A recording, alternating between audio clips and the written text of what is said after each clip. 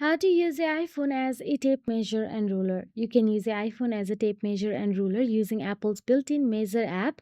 It uses augmented reality AR to measure objects and spaces accurately. So all you have to do is open the Measure app.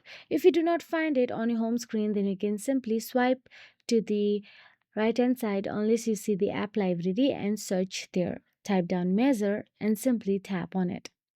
Now, this helps the app detect the surface, point it at the object or area you want to measure. Then align the dot with the start point of what you want to measure. Then tap plus again to mark the end point. You can keep adding more points to measure multiple edges and tap the value to see it in inches or centimeters as well. You can also take a screenshot of it, and that will be. If you found this video helpful, please like, share and subscribe our channel, and thank you so much for watching.